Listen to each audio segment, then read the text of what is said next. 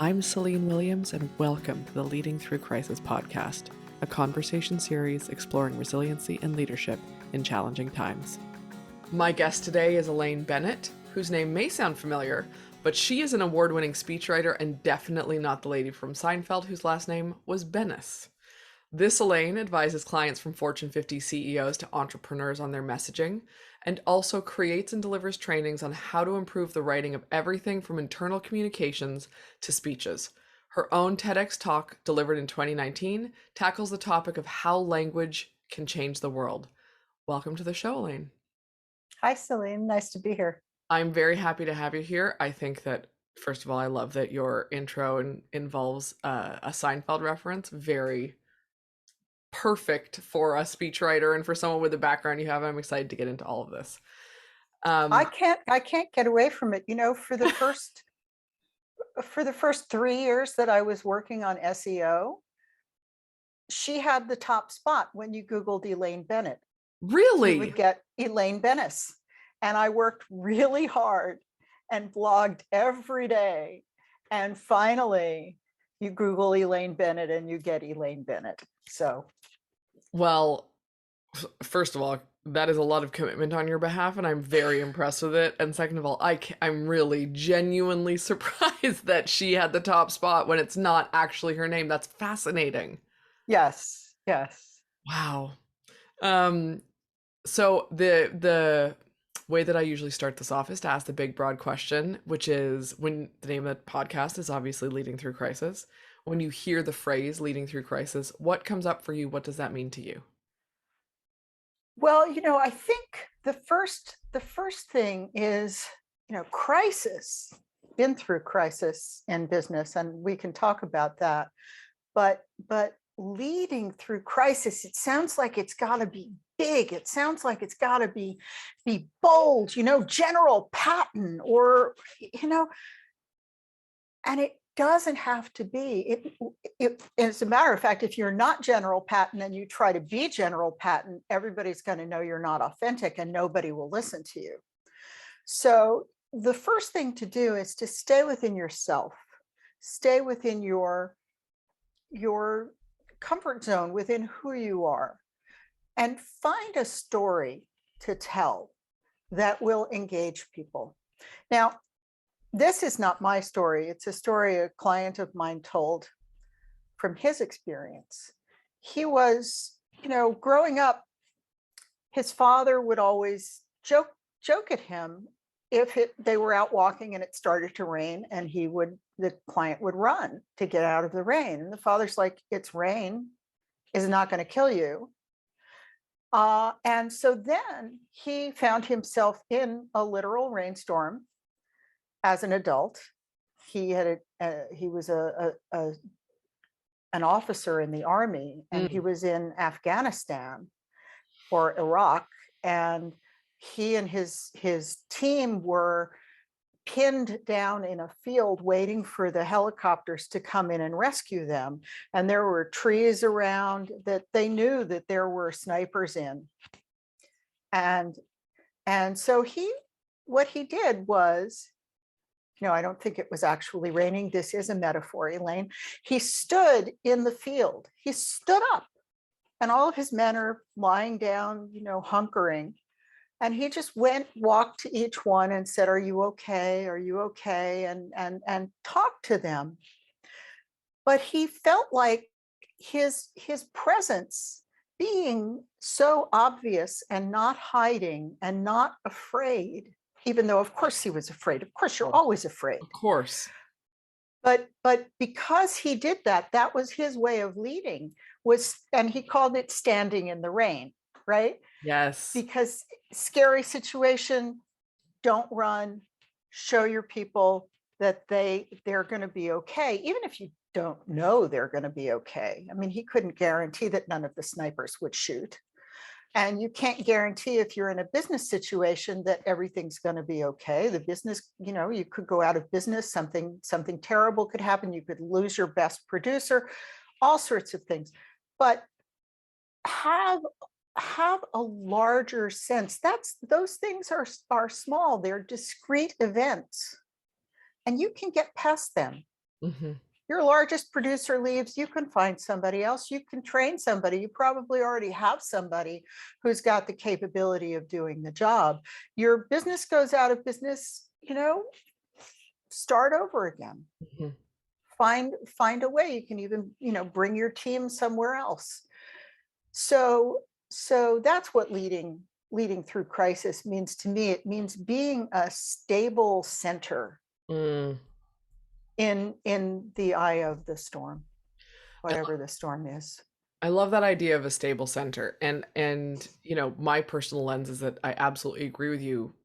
Crisis sounds big and bold and scary, and the truth is that change is constant and there are no guarantees, right? This is the Yep. theme that I always come back to when I talk on this podcast, the poor podcast listeners.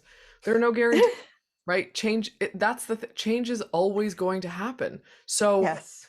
being able to be that stable center, to use your language, inside of whatever is happening, that's the leading. That's what it doesn't, you don't have to be General Patton to be leading.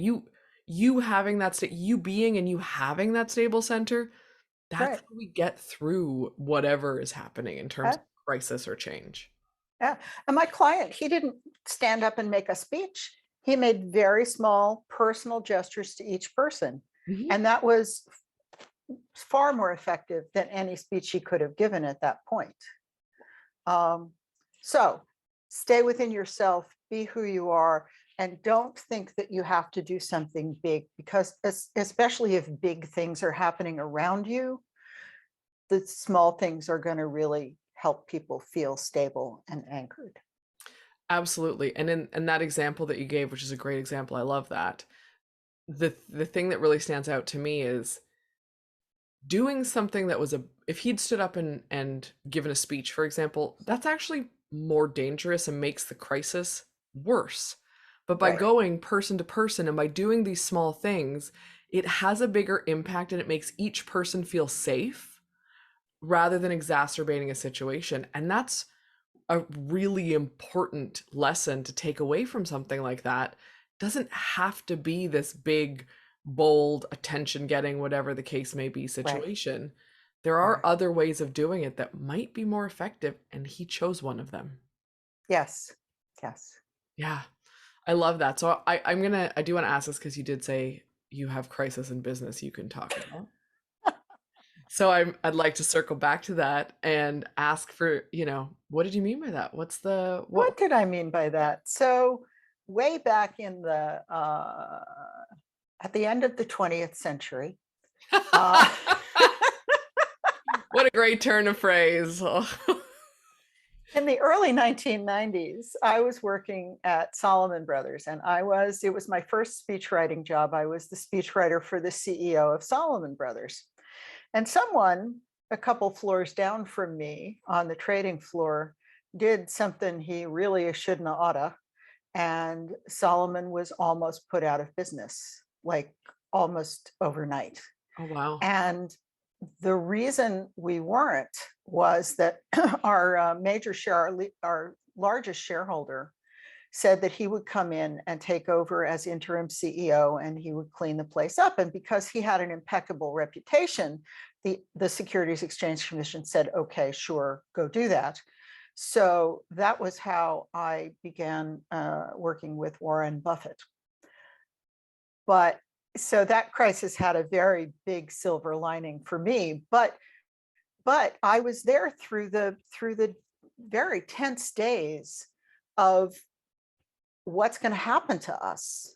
Mm. And I watched my boss, who is the director of corporate communications, and Warren also, when he came in, had some brilliant ideas about how not to spin this.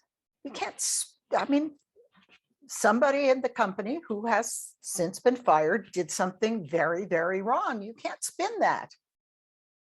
Yeah. Yes, we don't tolerate that behavior. Yes, this person is out on his rear. Now we have to move forward.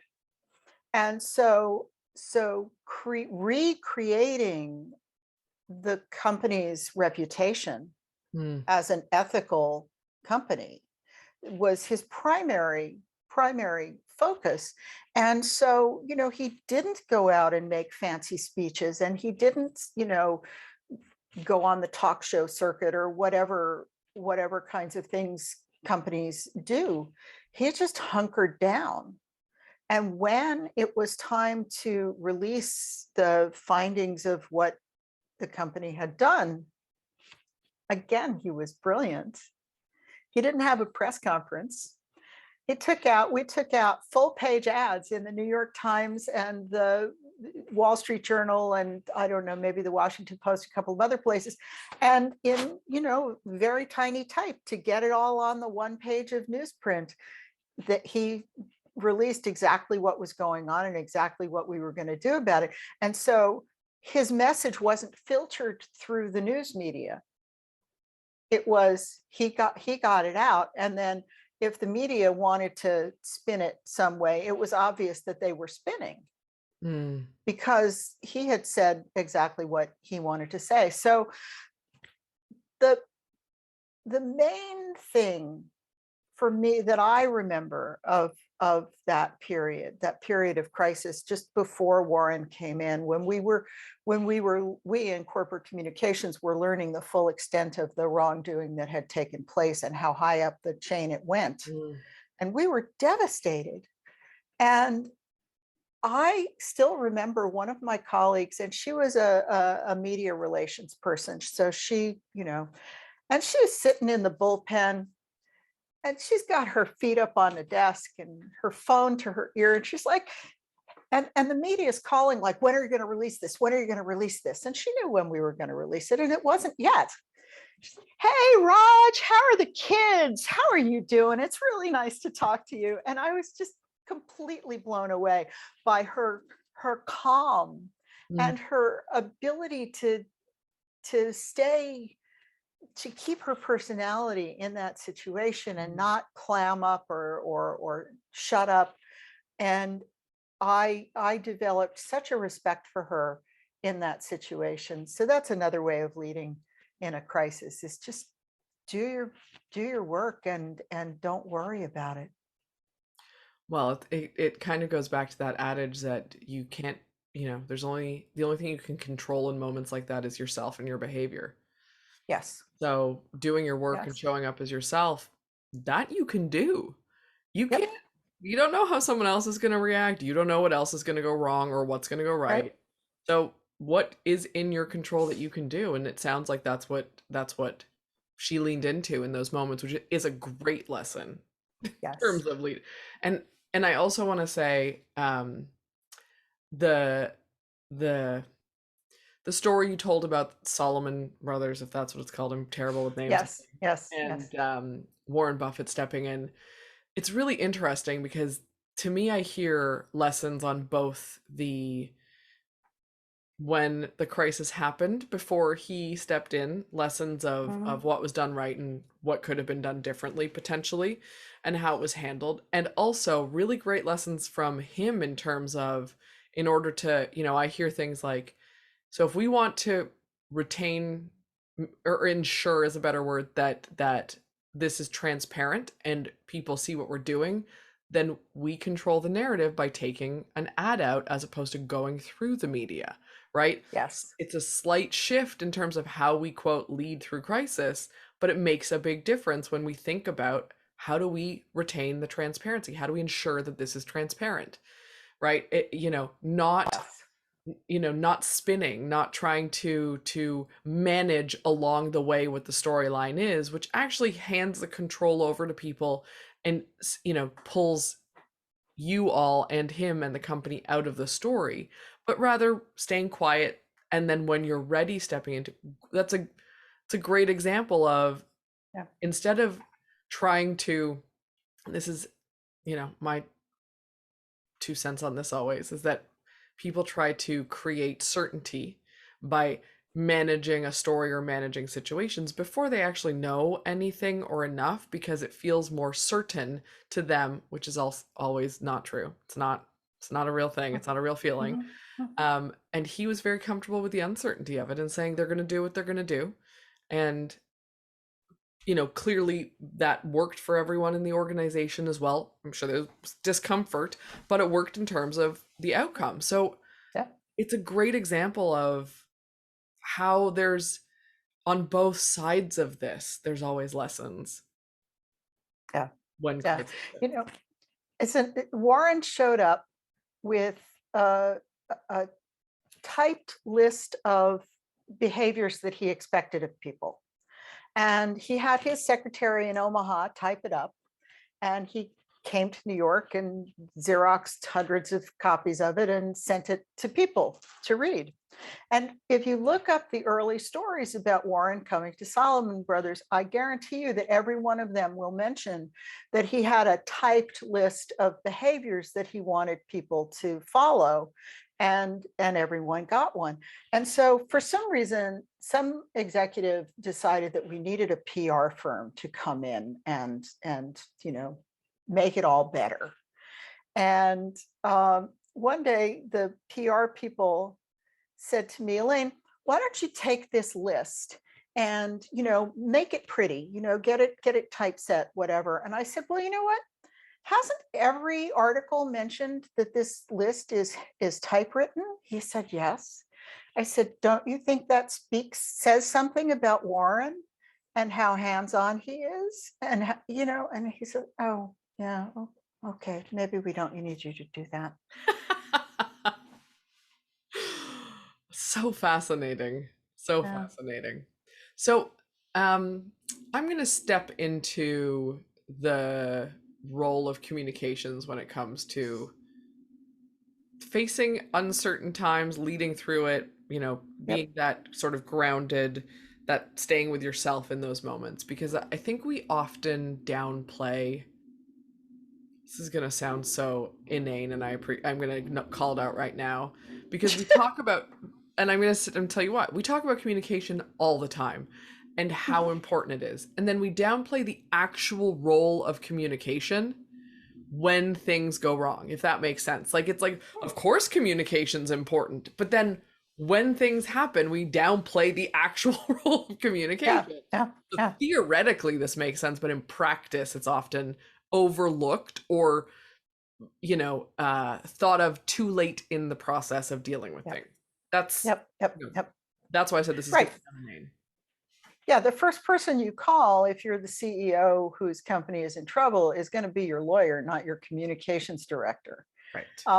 And that's appropriate, especially if there's legal liability you've got to worry about. You're not worrying just about yourself, but about your hundreds of employees, or however, even 10 employees.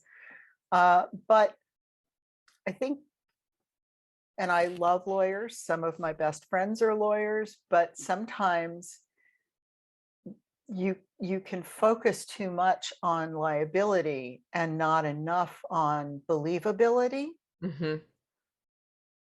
or relatability. Mm-hmm.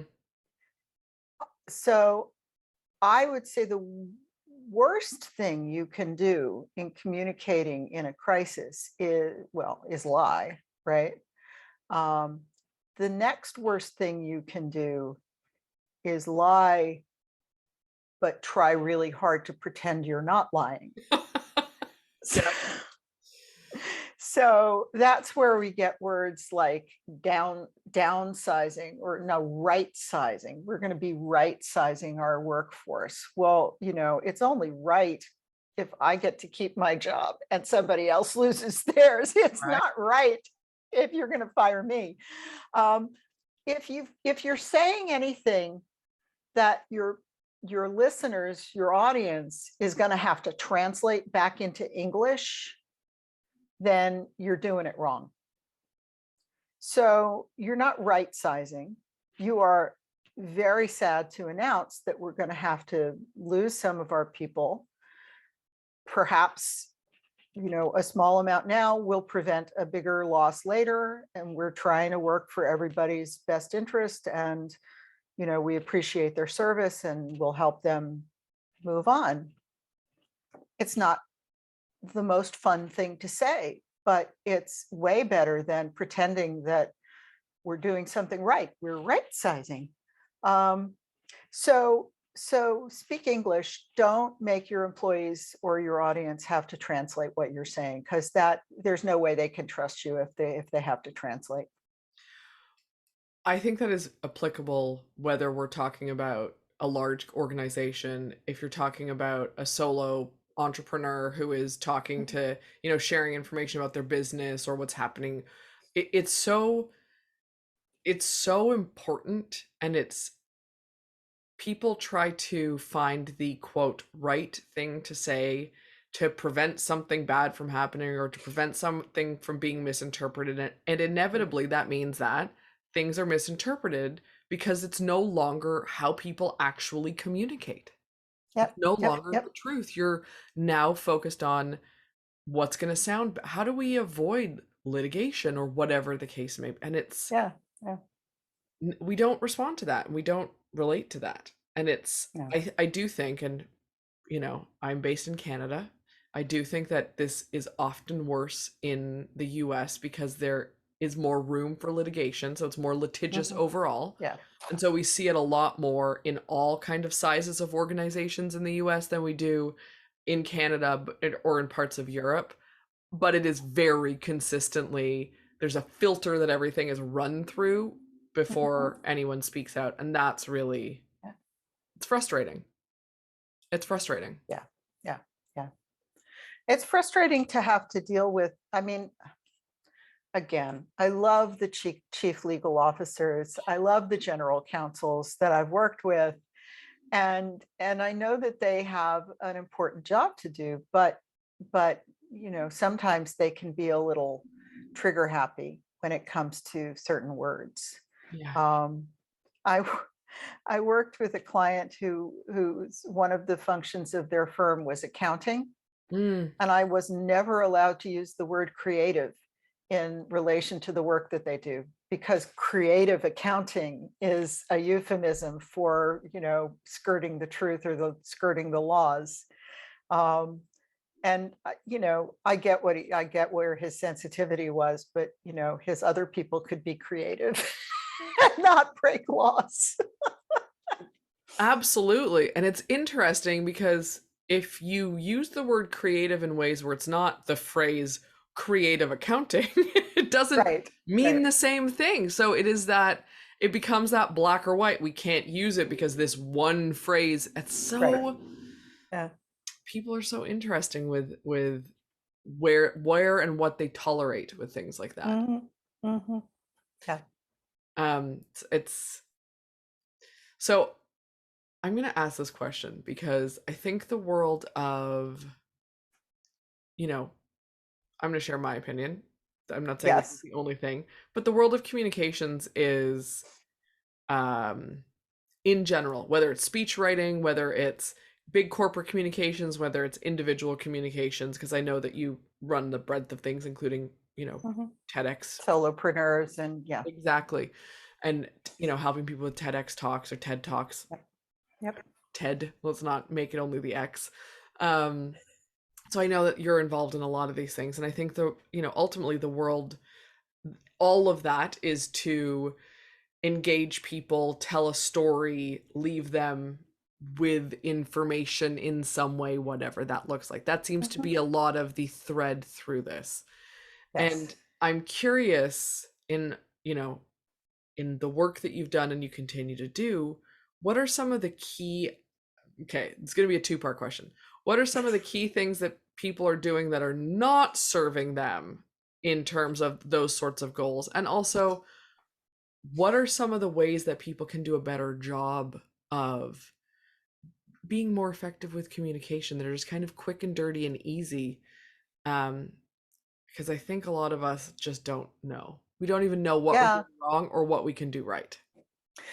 I think I can address both of those parts of your question with one story. Love it. So I was at a conference, and I'm sitting there at the opening plenary session, and there are 5 people going to speak from each of the 5 companies that have sponsored this conference. And so I'm like, all right. So person one gets up and he speaks and he says, well, I'm from this company, and we're really glad to be here because this is an issue that means a lot to us.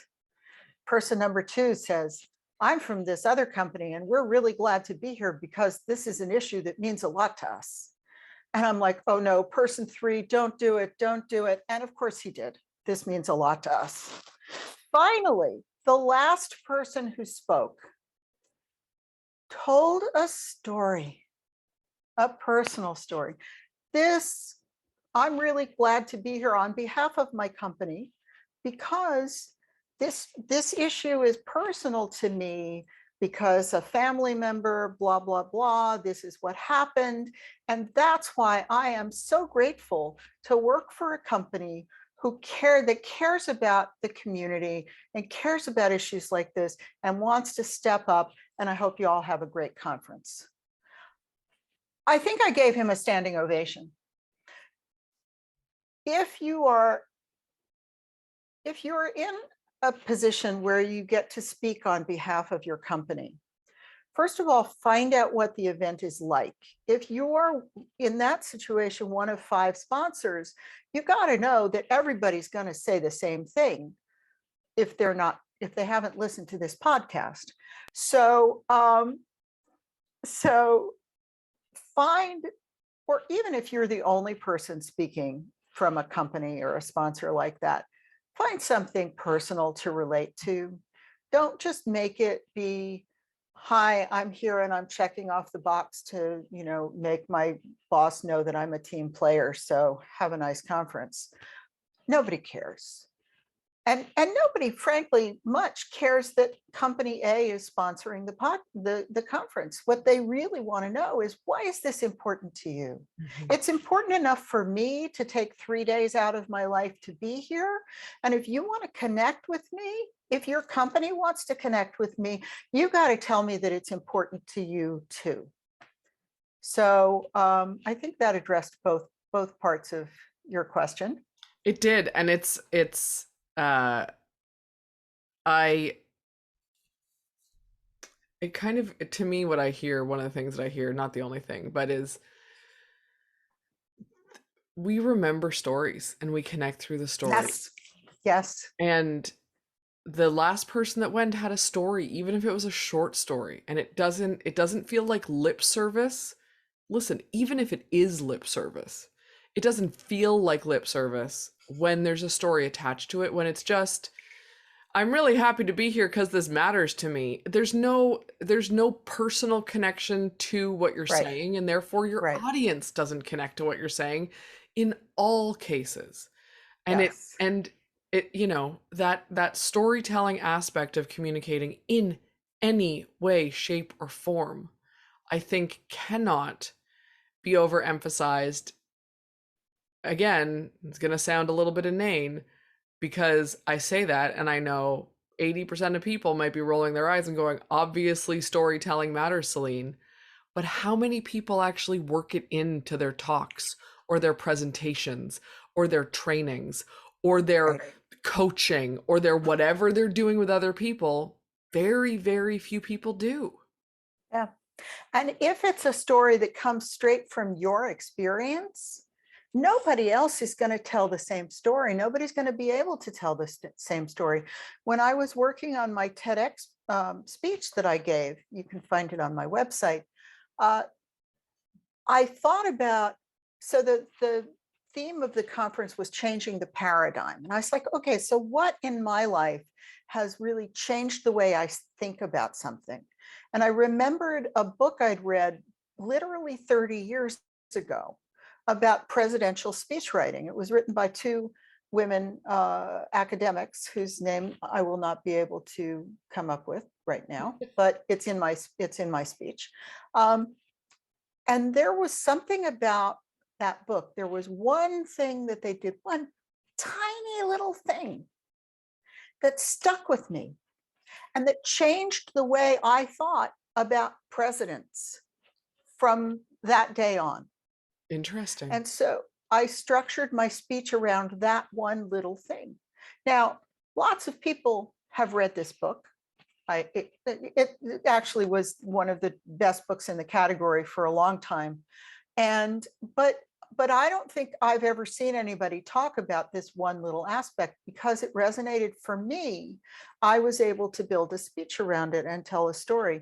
One of the things, I have a program where I work with people who want to give TEDx talks, and we help them, my business partner, Marie and Contrera, and I help them find their idea, hone their idea, learn how to get themselves booked. But one of the things in finding the idea is somebody will come and say, well, I really want to talk about personal well-being. I'm like, great. Google TEDx talks about personal well-being, and you will find 1,000 of them. So why should anybody have you talk about personal well-being? Well, for that, you have to dig down. Why is this important to you? What problem did it solve in your life? What crisis did it avert in your life? How does it affect you on a cellular level? Then you'll be able to tell a story that nobody else can tell and that other people can relate to.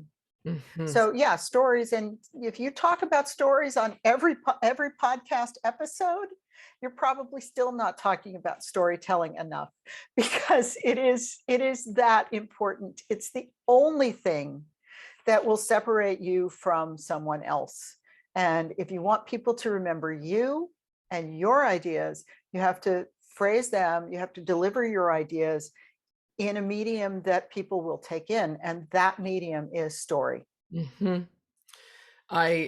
Yes, amen, all of that. Let's, bold, double click on it, whatever all the sayings are. I could not agree more. A few years ago, I put together a training for a company, went and recorded it for, whatever, wherever it was.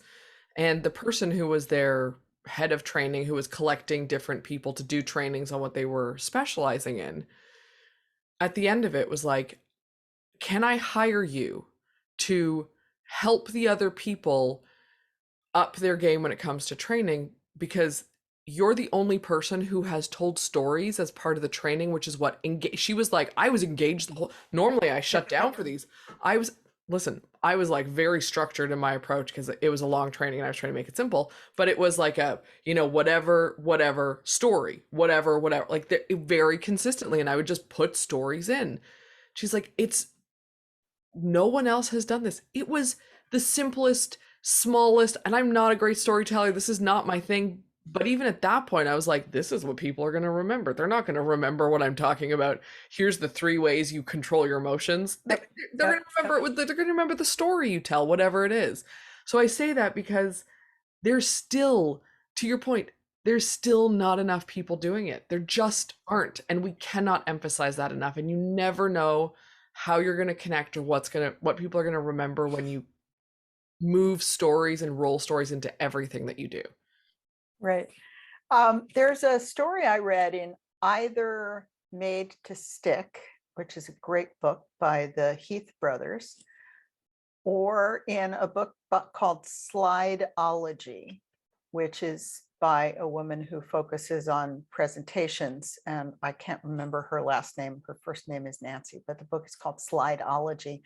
And basically there was a company that had a conference and they hired someone to go to all of the sessions and distill each session down to the main teachings from each session.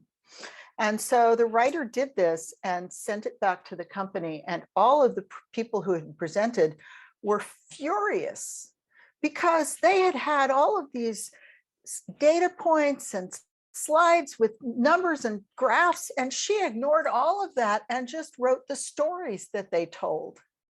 They're like, but that's not the important part of our presentation. Yeah. We're scientists. And she's like, that is the important part of your presentation. That's what people will take away. Yes, 100% that.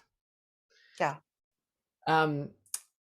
So before we wrap up, I always ask the question, is there anything, we talked about stories, so Are there any stories I want to tell you? Well, I know. I was going to say, is there anything that we didn't get to that you want to get to, or that you want to emphasize for the listeners before we wrap this up? And I was saying, we just talked about stories, which for me is always like, can we emphasize that enough? Because I'm going to emphasize stories, but this is your podcast. So is there anything that we didn't get to or that you want to emphasize before we wrap this up? I think that creativity gets short shrift in business communications. And that is, that's one reason people don't tell stories too much, because they don't want to be too creative. But it is what gets remembered. Mm-hmm. So I always advise people to take 5 minutes a day, or better, 15 minutes a day, to be creative. And whether that's writing something or doodling something, or, writing a silly poem, it's really important to give your mind that space, because in that space, you'll get ideas. The ideas you need and the ideas you want do not come when you're hunkered down over the keyboard and it's like, I gotta get an idea. They come when you're thinking about something else. Oh, that's the thing I need to say. So find, we're all type A people, business, rah, rah, rah, move, do it.